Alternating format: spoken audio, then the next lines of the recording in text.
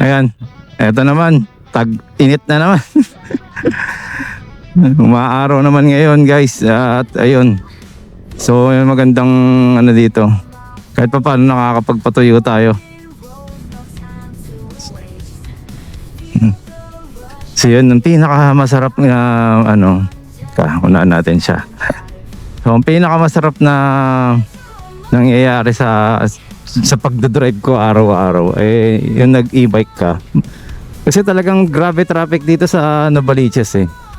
So talagang kailangan natin mag-adjust, no. Dati puro malalakas na motor ang ginagamit ko, mga 180cc, mga ganun. Kaya lang hindi naman tayo makapagpatakbo ng sakto yung palo ng hangin. Ito sa e-bike, ayos na ayos eh. So ano yung pinaka ano doon, yung maintenance guys. Kasi yung nangyayari sa traffic, init ng makina, isingaw ng init ng lupa, nasa traffic ka, init ng mga katabi mong sasakyan, puro init.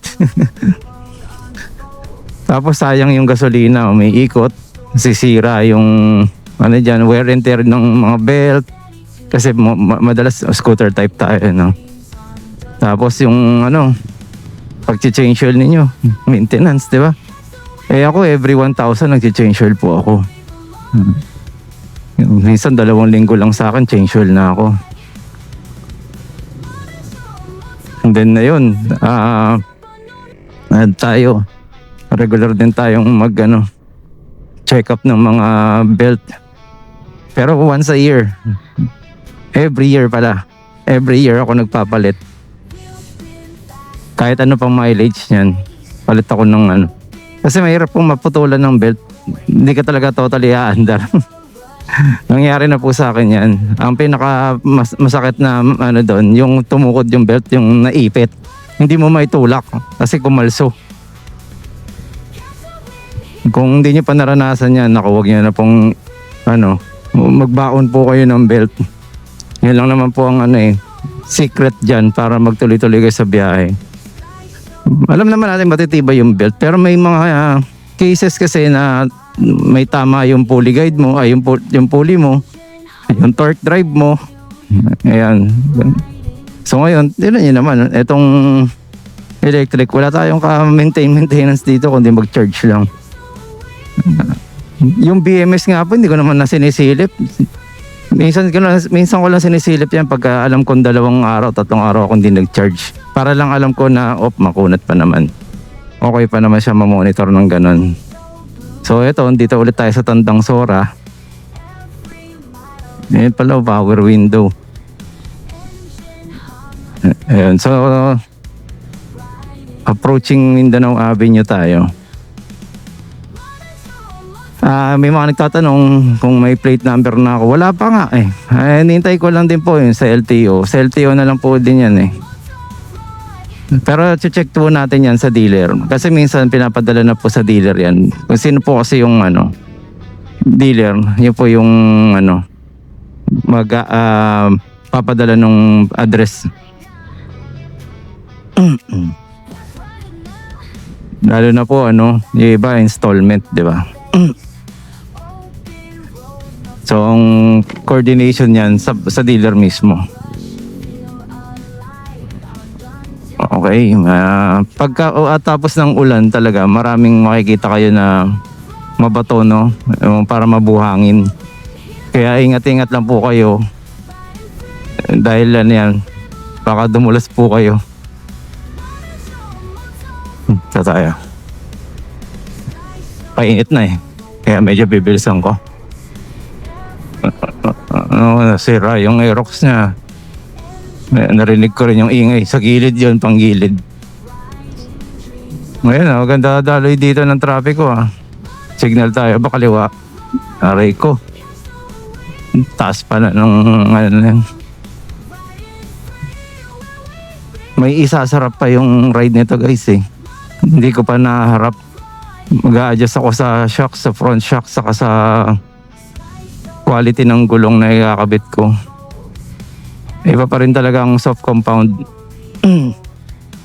Kaya mas masarap din ano, laro-laruin. I mean, yung gaang niya, no? Ayan, so ano tayo? Dito na tayo kasi pa-congressional lang tayo. Iikot tayo ulit sa ano, north. Medicines. Bago yan ah. Okay, so 7,636 ang mileage natin. So yung iba sinasabi hindi daw accurate, pero ako kasi sa dami kong ginagamit dating motor na ano ko na yan eh. Kung ilan yung kilometro na nandito sa Metro Manila na pinupuntahan ko, nakikita niya naman daily tayong gumagamit eh. Ganda na helmet niya, ano, Sonic. Nakasabay ko na ito eh, kung di ako nagkakamali. Ayan. Dito tayo sa side na to kasi may mga nag-u-turn dyan. Ayan, gaya niyan, nakasignal na siya. Left turn. Paunahin na natin to. Okay, parang magkasama sila lagi nung isa. Para silang ADV.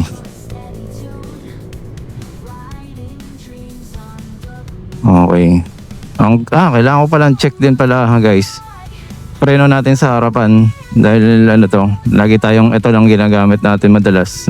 Ang pagpreno. Ayan. Ayan o, 18 kilometers na rito.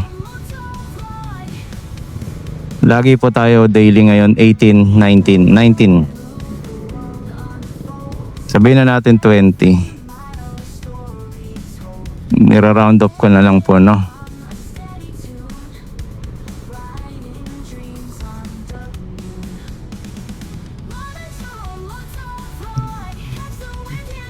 Ang panahon, ang gulo, no? Tinitingnan ko yung weather eh, ulan ng ano, diretso. So yung mga ano yata nasa ano pa, rally pa, no? People power guys. Ang gulo-gulo na eh.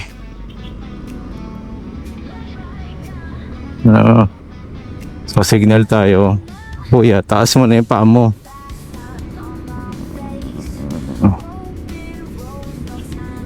Okay, kuya tuloy ako yun, no? Yung mga bata ngayon, yeah! Yeah! Wala kang bitaw, yeah! Ganun ba? Mga tao. Baka ano eh, no? Wala namang bitaw. Wala namang bitaw. Oh, yeah. Sige, dito na lang po muna tayo mga yeah. Thank you po. Yun lang po muna guys. At ano, more ano pa rin, observation pa rin ang ginagawa natin. At daily natin ginagawa to, daily natin pinapamasok para masubukan natin talaga kung okay ba siya, 'di ba? Mas practical dahil tayo gagamit pamasok na sinasabi natin pamasok lang. Eh paminsan-minsan biglang nagra-ride kaya may mga ride din tayong ginagawa, ano? So, ayun. Sabi mo okay na to kasi pang pamasok ko lang naman eh, pang palengke ko lang naman eh. So yun, basahin muna natin yun. Mauna ka na, pangit ka naman. Ay hirap ah. Okay, sige, maraming salamat po. Dito na lang po, thank you. Okay, what's up? Ito tayo, pabalik tayo ng Novaliches pero dadaan muna tayo ng Tandang Sora, Bacquerino Highway, no? So nandito na tayo sa may intersection ng Sauyo tuloy ng Mindanao Avenue at ng Congressional. So okay, I hope naayos ko na yung ano nito, tong kilometer per hour, no? Naka mileage kasi tayo, ayaw lumabas eh. So titingnan natin ngayon yan. So tetestingin natin ngayon dito yan sa Congressional. So hindi man siya maging accurate, at least somehow close dun sa GPS natin yung nakikita nating ano, takbo. Okay, game. Speed 1, speed 2. Paglagpas natin na speed ano ng 60, ayan, or abot ng 60 yan. Okay, speed 3. Ayan na, meron pumipiga sa likod natin. Yan. Speed 4, ayaw na eh. Ito tayo, sabayan lang natin siya. So ayan, Mio 125 ata to, kasabay natin. Oo, di ba? Yan na po yan eh. Yan na po yung takbo natin eh. Oh, nagsa-78 oh. Kasi palusong. Kunyari lang yan. Hindi nyo naman makikitang tatakbo at 78. Aabol tayo sa green light. Ayun lang, bakal oh, yan. Oh, 77. Hindi tayo lumayo sa kanya, guys. 125cc. Di ba? Ang Neo na yan ay 125. Hindi ako nagkakamali, no? So, signal tayo pa kanan. Ayan. Ako ay e-bike. O, dito na tayo. So, nakasignal na tayo.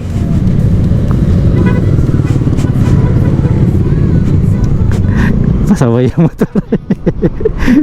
Pasaway yung motor eh. Sinakop yung pwesto natin eh. Ayan. So, okay. Once again, Marvin Chua Motovlog po. Maraming salamat po. Salamat din po sa mga nag-subscribe. Subscribe, okay. Bulol pa, no?